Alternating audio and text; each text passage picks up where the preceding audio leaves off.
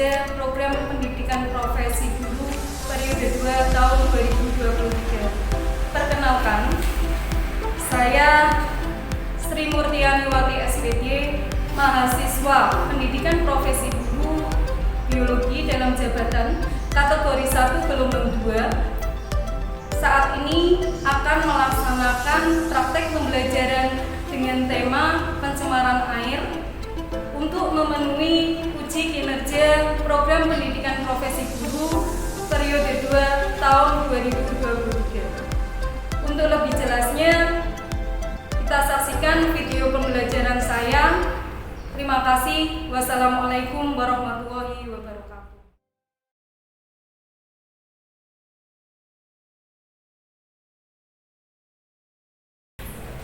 Assalamualaikum warahmatullahi wabarakatuh. Waalaikumsalam warahmatullahi wabarakatuh. Selamat siang anak-anak. Selamat siang, Bu. Apa kabarnya hari ini? Baik. Ya, untuk memulai pembelajaran hari ini, marilah kita berdoa terlebih dahulu ya. Silakan ketua kelas aman disiapkan, Mas. Siap, Kak. Kita mulai.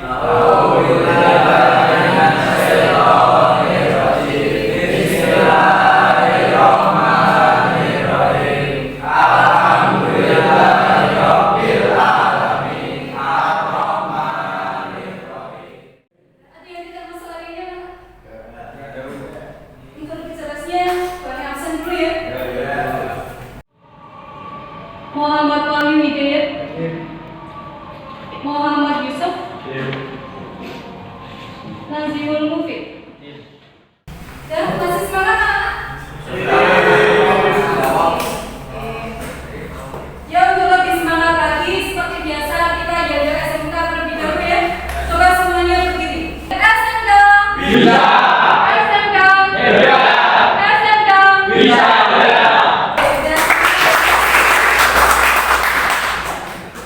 Jadi pada pertemuan kita kali ini kita akan mempelajari mengenai pencemaran air, ya.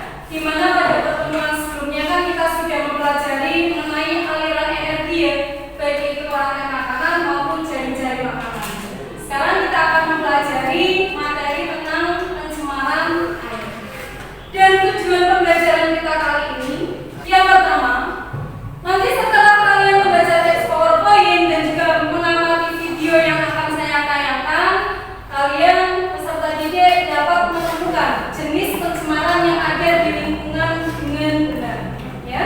Kemudian tujuan yang kedua, setelah mengamati video, menggali informasi melalui kajian literatur dan juga diskusi kelompok, nanti peserta didik dapat menguraikan penyebab pencemaran air dengan benar. Kemudian yang ketiga, setelah mengamati video, kemudian menggali informasi dari kajian literatur dan juga melakukan diskusi kelompok, peserta didik dapat mengidentifikasi parameter atau indikator pencemaran air dengan benar. Kemudian yang keempat, setelah menggali informasi dari berbagai sumber kajian literatur dan juga diskusi kelompok, peserta didik dapat menguraikan dampak pencemaran air dengan benar.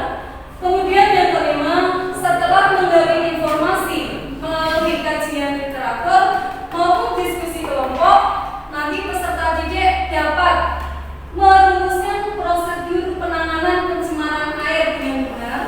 Dan tujuan pembelajaran yang keenam, setelah diskusi kelompok, peserta didik dapat mempresentasikan hasil pemecahan masalahnya berkaitan dengan pencemaran air dengan percaya diri. Ya. Jadi sebelumnya kalian pernah melihat sungai yang kotor? Pernah? Sungai yang tercemar? Pernah lihat? Kira-kira ciri-cirinya apa sih anak? Biasanya berbau, berwarna, apalagi banyak sampah-sampahnya, seperti itu. Nah, sekarang untuk lebih jelasnya, ya, nanti untuk lebih jauh kita mempelajari tentang pencemaran air. Bani akan memberikan tes pada kalian terlebih dulu ya, yaitu tesnya berupa kuisis. Silakan bisa siapkan HP-nya. Langsung bisa masak.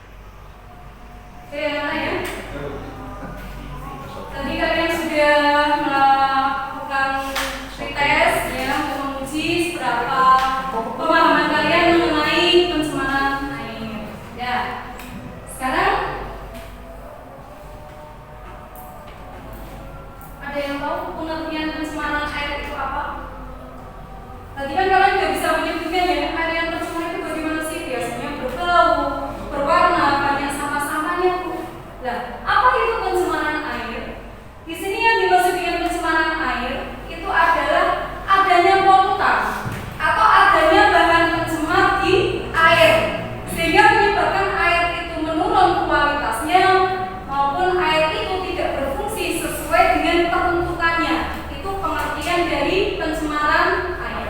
Ya, ini barunya ada video. Ya, silakan kalian bisa amati. Nanti kalian dari video ini bisa ditemukan permasalahan apa yang muncul di situ. Ya, ini bahan keterangan videonya.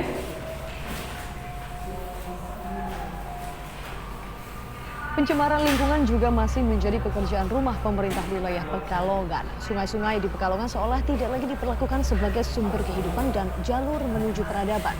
Sungai dianggap sebagai tempat sampah masyarakat. Prihatin dan takut merasa kehilangan sungai mereka, segelintir warga mencoba membersihkan sungai. Mimpi mereka sederhana, ingin kembali melihat kembali Sungai Loji bersih seperti di masa kecil mereka. Ini adalah Sungai Loji ya, yang ada di kota Pekalongan. Kelima sungai yang mengalir dari hulu sampai muara di kabupaten hingga kota kini mengemis kritis. Miris, Sungai Pekalongan kehilangan pesonanya. Bukan lagi diperlakukan sebagai sumber kehidupan dan jalur menuju peradaban, sungai dianggap sebagai tempat sampah belakang rumah oleh sebagian besar masyarakat. Di Sungai Kupang atau lebih dikenal dengan Kali Loji ini, sampah-sampah hanyut diseret arus sejak dilempar ke badan sungai. Entah oleh siapa, atau lebih tepatnya oleh siapa saja. Tidak hanya menjadi sungai dengan permukaan sampah, air sungai di Pekalongan juga lega menghitam seperti kolam tinta. Inilah wajah Sungai Loji, salah satu sungai yang mengalir di sepanjang kota Pekalongan. Tidak hanya sampah rumah tangga, sampah plastik, bahkan ada hewan mati yang terbuang di sini. Saya ini saat ini sedang berada atau berdiri di sampah yang sudah menggunung atau menumpuk di sisi sungai. Nah, tidak hanya kotoran-kotoran seperti sampah-sampah yang mengotori sungai di Pekalongan ini, tapi juga limbah kimia. Tidak heran mengapa warna Sungai Loji ini berwarna hitam pekat.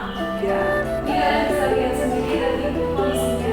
Hanya sampah-sampah ya, ada sampah-sampah organik, ada Prihatin dan takut merasa kehilangan sungai. Seperti warga yang tergabung dalam komunitas sampah, setiap hari menyusuri sungai sampah dan memilih sampah padat di tangan mereka. Mimpi mereka sederhana, ingin kembali melihat Sungai Loji kembali bersih, seperti dahulu di masa kecil mereka. Kalau waktu kecil kita bisa belajar berenang, kadang kita bawa pancing juga gitu. Kita mancing bisa dapat ikan keting, ikan wader, terus juga udang itu kita sangat seneng dulu. Kita lihat sendiri tadi ada bantal, terus sarang burung, bahkan televisi. Dan kita sering ketika kita masih bersih-bersih di sungai, tiba-tiba orang lewat di jembatan, buang di depan kita gitu.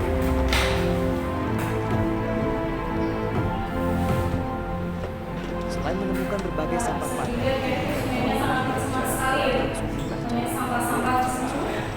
sungai pun pekat seketika.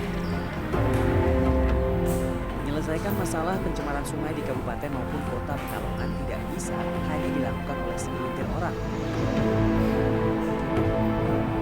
Batik sebagai kebanggaan dan tulang punggung perekonomian masyarakat Pekalongan menyisakan persoalan serius. Pemerintah melalui Dinas Lingkungan Hidup memang telah membangun IPAL komunal di wilayah kota dan kabupaten. Mustahil memang para perajin kecil menengah batik untuk bisa membangun pengolahan limbah mandiri.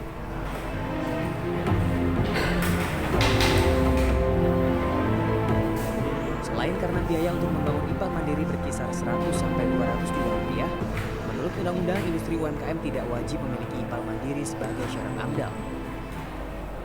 Persoalan sungai lintas wilayah memang melibatkan wewenang provinsi. Mencari tahu tentang solusi pertarungan antara pencemaran sungai dengan gairah industri batik dan tekstil Pekalongan, saya meminta respons Kepala Dinas Lingkungan Hidup Provinsi Jawa Tengah dan Sekretaris Daerah Provinsi Jawa Tengah. Kepala Dinas Lingkungan Hidup Provinsi Jawa Tengah mengakui ada pelanggaran dalam kasus pencemaran di Pekalongan. Ya, artinya bahwa dari jumlah industri yang ada, 56% diantaranya langsung membuang limbahnya ke sungai.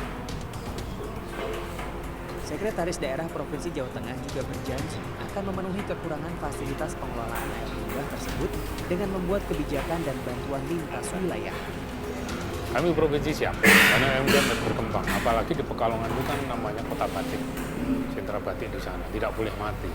Tapi tadi saya tekankan, sungai juga dia boleh tercemar. Kita akan fasilitasi, pemerintah tugas kita.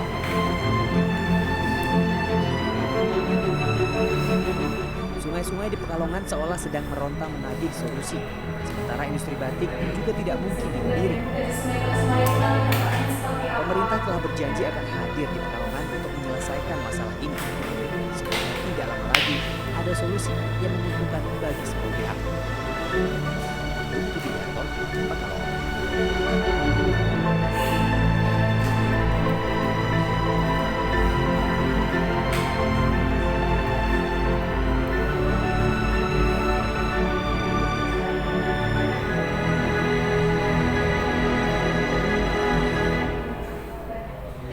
Ini adalah video ya yang kalian amati, salah satu contoh pencemaran air yang ada di Kota Pekalongan, yaitu di sungai mana tadi?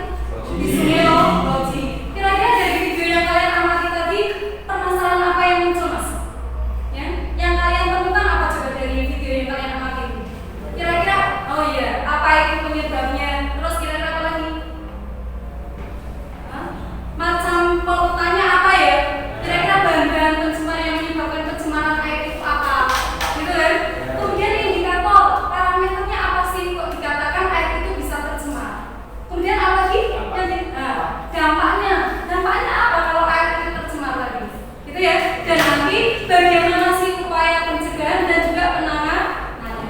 Nah, dari permasalahan yang kalian temukan tadi, ya, setelah melihat video ya yang saya tayangkan tadi, ini Bu Ani akan membentuk kelompok ya, di mana nanti kalau setiap kelompok itu terdiri, ini kan jumlahnya ada kurang lebih 18 anak ya. Jadi ada yang 4 kelompok, satu kelompok terdiri dari 4 anak dan juga ada yang 5. Untuk pembagian kelompok ini Bu Ani sudah membagi kelompoknya ya.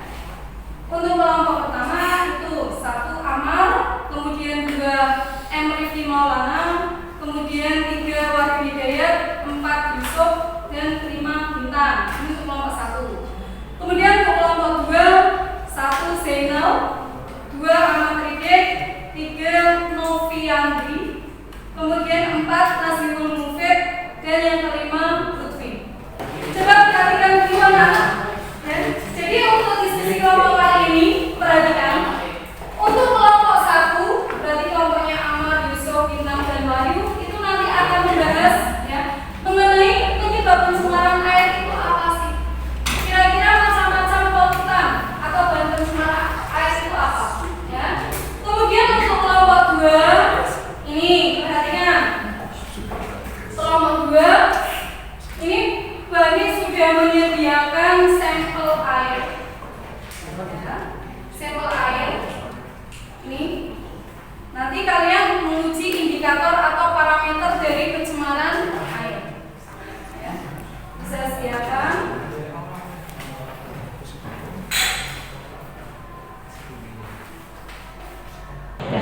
Coba untuk kelompok 2 berarti nanti kalian mengidentifikasi indikator parameter fisika maupun kimia dari pencemaran air ya.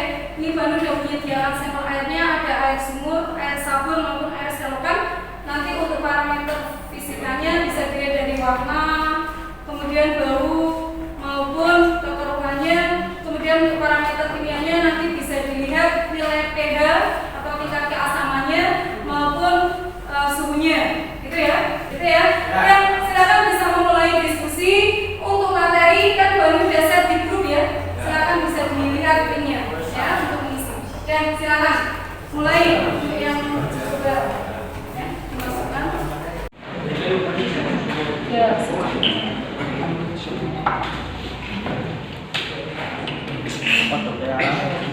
Iya, bisa.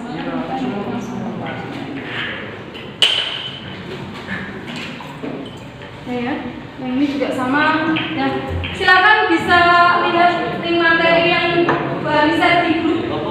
Ya. Dilihat di link kemarin baru ya memberikan materinya saya share. Silakan bisa di.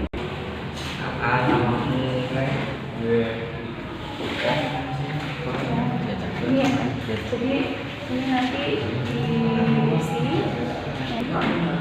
Ini nanti untuk SPM-nya sama ini nanti saya kurang 10 sampai 15 detik saja masing-masing ini karena nanti nanti ditunjukkan samanya berapa iya seperti itu ya. Nah itu kalau misalkan pilihannya untuk 7 itu normal, 7 sampai 8 itu normal. Kalau sudah 8 lebih itu sifatnya bisa. Tapi kalau sudah 7 ke bawah itu sifatnya bisa. Seperti itu ya. Nah, nanti untuk suhu itu biasanya dijelaskan saja di sini. Ini kurang lebih 3 sampai 5 jalan sendiri isi kita itu ya. Sekarang ya.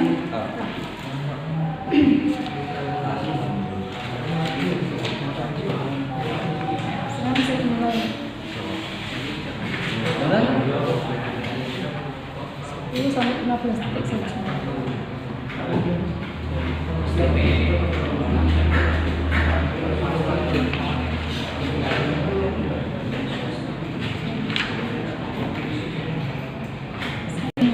Coba kita harus lihat di sini. Nah, yang mana?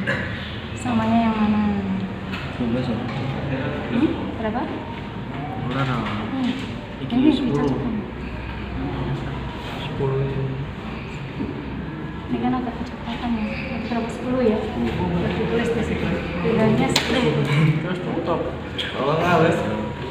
Ini berarti air apa? 10. Air sabun. Tulis. Seterusnya berarti pokoknya Enggak, ini ganti lah. Ini sudah ambil lagi yang ini sekarang. Ya. sabun. Ini air selokan ya.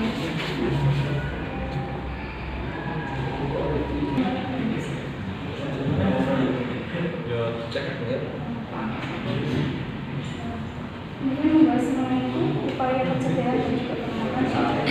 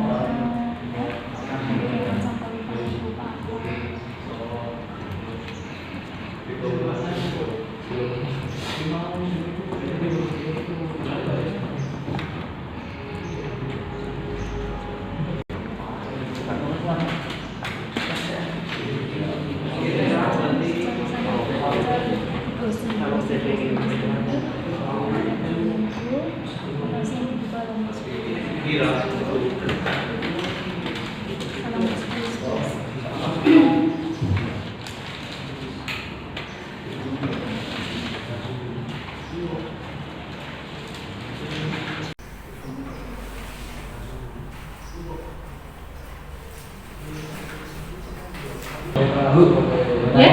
Oh, tanya.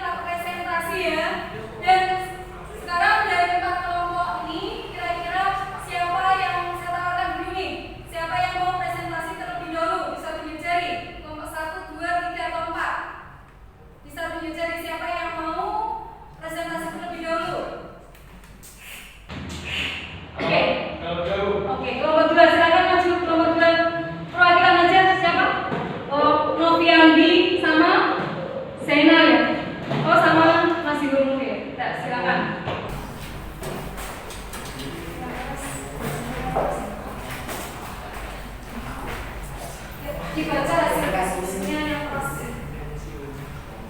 Assalamualaikum warahmatullahi wabarakatuh. Saya di sini ingin mempresentasikan dari hasil kelompok 2 indikator atau parameter pencemaran air. 1. Indikator fisika adalah indikator atau sifat-sifat air yang dapat diamati secara langsung menggunakan panca indera. Contoh dilihat dari warna air, bau, kerutan air, dan sebagainya. 2. Indikator kimia adalah indikator atau pengamatan pencemaran air yang setidaknya terlalu dalam air yang dapat dilihat dari berbagai macam faktor kimia. Contoh nilai DO, BOD, pH, suhu air, dan sebagainya. 3. Indikator biologi adalah indikator atau pengamatan pencemaran air yang ada tidaknya makhluk hidup yang ada di air. Contoh bakteri, Escherichia soil, cacing, ikan, dan sebagainya. Dari analisa uji air yang kami lakukan yaitu menguji air sumur, air selokan, dan air sabun di bawah data sebagai berikut. Data ini sebagai berikut yaitu air sumur warnanya jernih, bau tidak berbau, kekeruhan tidak keruh, pH 7, suhunya 32. Untuk air selokan jernih, agak kekuningan, bau, kekeruhan, agak keruh, pH 8 dan suhu 32. Untuk air sabun sendiri warnanya keruh, bau, kekeruhan keruh, pH 10, suhu 31. Demikian presentasi dari kami. Barangkali ada yang mau ditanyakan dari presentasi ini. Nah, tadi kelompok 2 sudah menyampaikan hasil diskusinya ya mengenai parameter atau indikator dari pencemaran air. Ya, mungkin dari kalian ada yang mau menanggapi atau yang mau bertanya, silakan. Ya, izin bertanya Bu. Oh ya, Amar ya. Ya. Apa Mas mau Parameter bertanya? fisika dari pencemaran air itu air keruh dan air bau. Mengapa bisa terjadi hal demikian? Ini ya, jadi Bani perjelas lagi. Tadi Amar bertanya, salah satu parameter fisika dari pencemaran air itu airnya keruh dan juga berbau. Ya, mengapa bisa terjadi demikian? Silakan dijawab. Izin menjawab untuk pertanyaan dari Kak Ahmad. Bau pada air disebabkan karena adanya pencemaran organik seperti kotoran hewan, manusia, sisa-sisa makanan, daun yang dapat diuraikan oleh mikroorganisme dan membusuk di dalam air, sehingga menyebabkan bau pada air. Dan kenapa air bisa keruh? Karena adanya partikel padat, baik partikel padat terlarut maupun tidak terlarut dalam air yang menyebabkan air menjadi keruh. Begitu ya Nana ya? Oke, ada yang mau bertanya lagi mungkin? Tidak ada? Oke, untuk kelompok 2 sudah bagus sekali dalam menyampaikan hasil diskusinya ya. Mari kita berikan ongkos kepada kelompok 2. Sekian presentasi dari kami dari kelompok 2. Jika kalau ada perkataan yang tidak jelas atau mohon maaf, mohon dimaafkan. Wassalamualaikum warahmatullahi wabarakatuh. Waalaikumsalam warahmatullahi wabarakatuh. Ya. Kemudian selanjutnya siapa yang mau maju kelompok? Kelompok 1 ya? Oke. Kelompok 1. Dan tadi untuk semua kelompok sudah maju semua ya presentasi ya. Dan presentasinya sangat bagus-bagus sekali dalam memberikan memecahkan permasalahannya ya. Kemudian sekarang untuk hasil diskusinya bisa dikumpulkan ke saya ya. Kelompok 1. Kelompok 2 hasil diskusinya LKPD-nya dikumpulkan ke saya.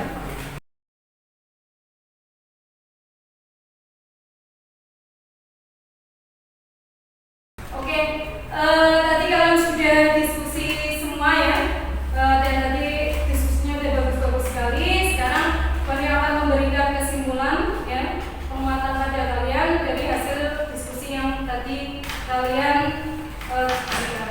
Jadi tadi kalian yang pertama itu kan mendiskusikan yaitu mengenai penyebab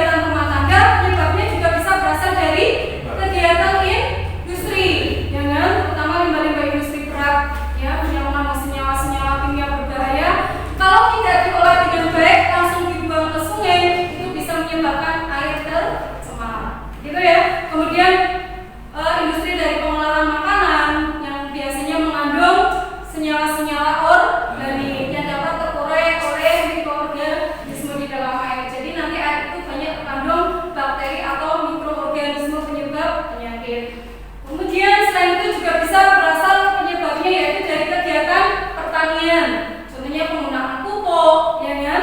Kemudian bisa pula dari kegiatan peternakan, perkebunan, ya kan? Daun, ranting, kayu, ini ya, yang terbawa ke air, ya ini bisa menyebabkan pencemaran air. Itu penyebab dari pencemaran air. Gitu. Kemudian yang kedua mengenai parameter, indikator. Kalian bisa mengetahui air itu tercemar atau air itu tidak tercemar itu kan harus ada indikatornya, harus ada parameternya. Nanti ada berapa parameternya anak? Ada 3 ya, yaitu parameter apa saja? Fisika, kimia, dan biologi.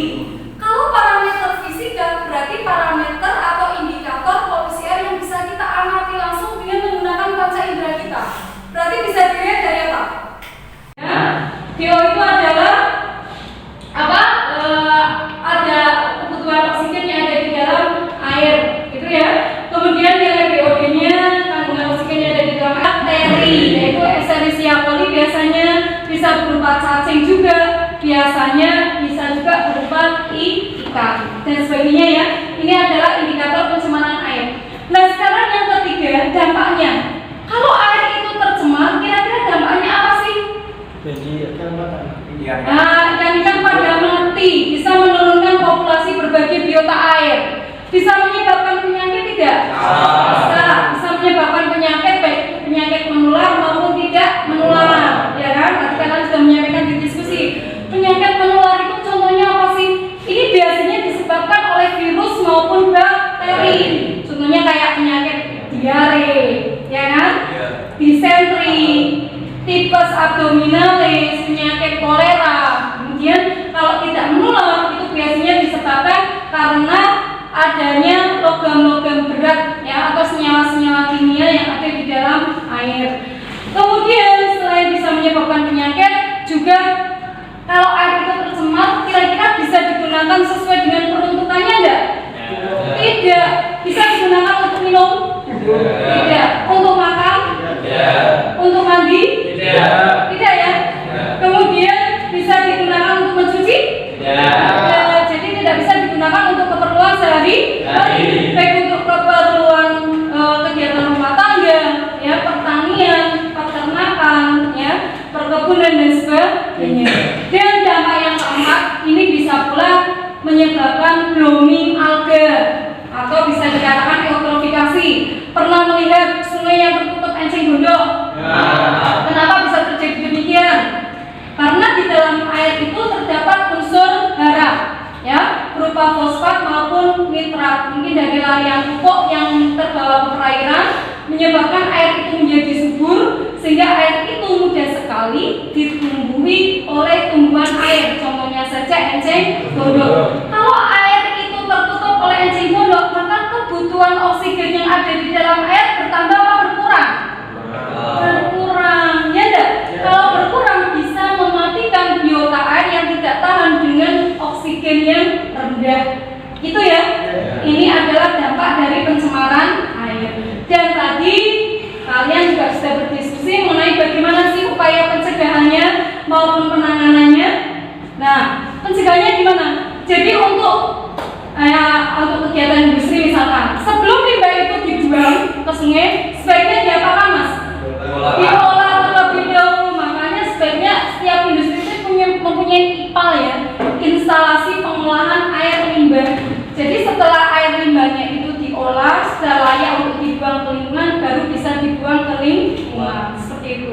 Kemudian tidak juga membuang sampah di sungai, baik sampah-sampah organik maupun anorganik, ya kan? Kemudian rajin membersihkan air, ya enggak? Air sungai. Kemudian kalau perlu juga apa? Membuat pamflet ya kan? Atau poster peringatan untuk tidak membuang sampah sembarangan di perairan. Begitu ya kira-kira ya? Sudah paham sampai sini?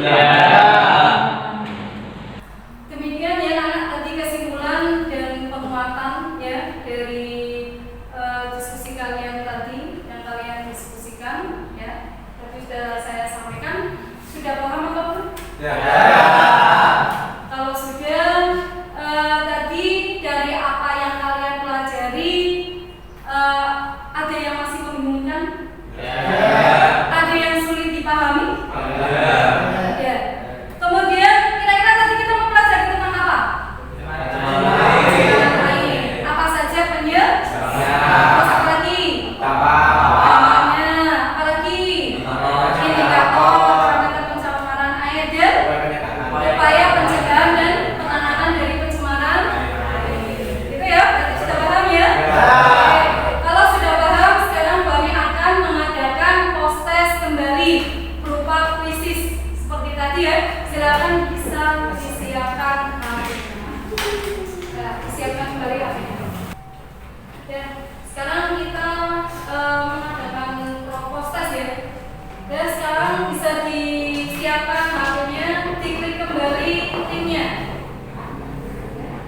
Dan ini kodenya anak. Ya, bisa dimasukkan katanya 344769. Sudah belum? Sudah? Kalau sudah dibuat mulai ya? Oke, kita mulai.